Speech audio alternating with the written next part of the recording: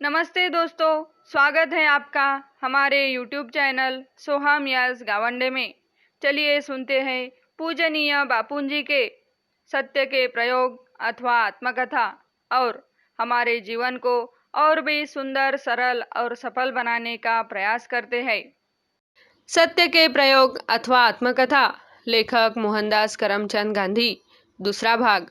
विषय पूना में। सर फिरोज शाह मेहता ने मेरा मार्ग सरल कर दिया। बम्बई से मैं पूना गया। मुझे मालूम था कि पूना में 2 दल थे। मुझे तो सबकी मदद की ज़रूरत थी। मैं लोकमान्य तिलक से मिला। उन्होंने कहा, सब पक्षों की मदद लेने का आपका विचार ठीक है। आपके मामले में कोई मतभेद नहीं हो सकता, लेकिन आपके लिए तटस्थ सभापति चाहिए। आप प्रोफेसर भंडारकर से मिलिए। वे आजकल किसी आंदोलन में सम्मिलित नहीं होते, पर संभव है कि इस काम के लिए आगे आ जाए। उनसे मिलने के बाद मुझे परिणाम से सूचित कीजिए। मैं आपकी पूरी मदद करना चाहता हूँ। आप प्रोफेसर गोखले से तो मिलेंगे ही। मेरे पास आप जब आना चाहे निसंकोच आइए। लोकमान्य का यह मेरा प्रथम दर्शन था। मैं उनकी लोकप्रियता का कारण तुरंत समझ गया। यहाँ से मैं गोखले के पास गया। वे फर्ग्यूसन कॉलेज में थे। मुझसे बड़े प्रेम से मिले और मुझे अपना बना लिया। उनसे भी मेरा यह पहला ही परिचय था, पर ऐसा जान पड़ा मानो हम पहले मिल चुके हो। सर फिरोज शाह मुझे हिमालय जैसे, लोकमान्य समुद्र जैसे और गोखले गंगा जैसे लगे। गंगा में मैं नहा सकता था, हिमालय पर चढ़ा नहीं जा सकता था। समुद्र में डूबने का डर था। गंगा की गोद में तो खेला जा सकता था। उसमें डोगियां लेकर सैर की जा सकती थी।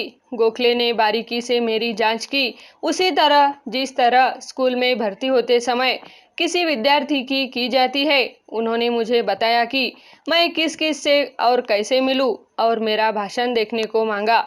मुझे कॉलेज की व्यवस्था दिखाई। जब जरूरत हो तब मिलने को कहा। डॉक्टर भंडारकर के जवाब की खबर देने को कहा और मुझे विदा किया। राजनीति के क्षेत्र में जो स्थान गोखले ने जीते जी मेरे हृदय में प्राप्त किया और स्वर्गवास के बाद भी जो स्थान उन्हें प्राप्त है, वह कोई और नहीं पा सका। रामकृष्ण भंडारकर ने मेरा वैसा ही स्वागत किया जैसा कोई बाप बेटे का करता है। उनके यहाँ गया तब दोपहरी का समय था।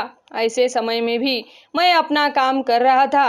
यह चीज ही इस उद्यम शास्त्री को प्यारी लगी और तटस्थ सभापति के लिए मेरे आग्रह की बात सुनकर दैट्स इट के उद्गार उनके मुंह से सहज ही निकल पड़े। बातचीत के अंत में वे बोले, तुम किसी से भी पूछोगे तो वह बतलाएगा कि आजकल मैं किसी राजनीतिक काम में हिस्सा नहीं लेता हूँ, पर तुम्हें मैं खाली हाथ नहीं लौटा सकता। तुम्हारा मामला इतना मजबूत है और तुम्हारा उद्यम इतना स्तुत्य है कि मैं तुम्हारी सभा में आने से इनकार कर ही नहीं सकता। यह अच्छा हुआ कि तुम श्री तिलक और श्री गोखले से मिल लिए। उनसे कहो कि मैं दोनों पक्षों द्वारा बुलाई गई सभा में खुशी से आऊँगा और सभापति पद स्वीकार करूँगा। समय के बारे में मुझसे पूछने की जरूरत नहीं है। दोनों पक्षों को जो समय अनुकूल होगा उसके अनुकूल मैं हो जाऊँगा।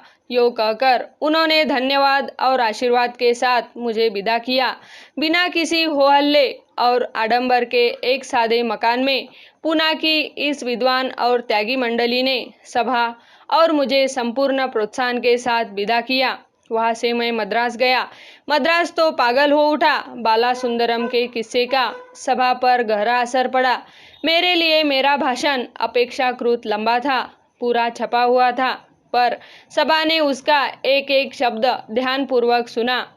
सभा के अंत में उस हरी पुस्तिका पर लोग टूट पड़े। मद्रास में संशोधन और परिवर्तन के साथ उसकी दूसरी आवृत्ति 10,000 की छपाई थी। उसका अधिकांश निकल गया, पर मैंने देखा कि 10,000 की जरूरत नहीं थी। मैंने लोगों के उत्साह का अंदाज कुछ अधिक ही कर लिया था। मेरे भाषण का प्रभाव तो अंग्रेजी जानने वाले समाज पर ही पड़ा था। उस समाज के लिए अकेले मद्रास शहर में 10,000 प्रतियों की आवश्यकता नहीं हो सकती थी। यहाँ मुझे बड़ी से बड़ी मदद स्वर्गीय जी परमेश्वरन पिल्ले से मिली। वे मद्रास स्टैंडर्ड के संपादक थे। उन्होंने इस प्रश्न का अच्छा अध्ययन कर लिया था। वे मुझे अपने दफ्तर में समय समय पर बुलाते थे और मेरा मार्गदर्शन करते थे।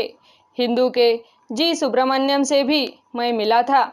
उन्होंने और डॉक्टर सुब्रमण्यम ने भी पूरी सहानुभूति दिखाई थी, पर जी परमेश्वरन पिल्ले ने तो मुझे अपने समाचार पत्र का इस काम के लिए मनचाहा उपयोग करने दिया और मैंने निसंकोच उसका उपयोग किया भी।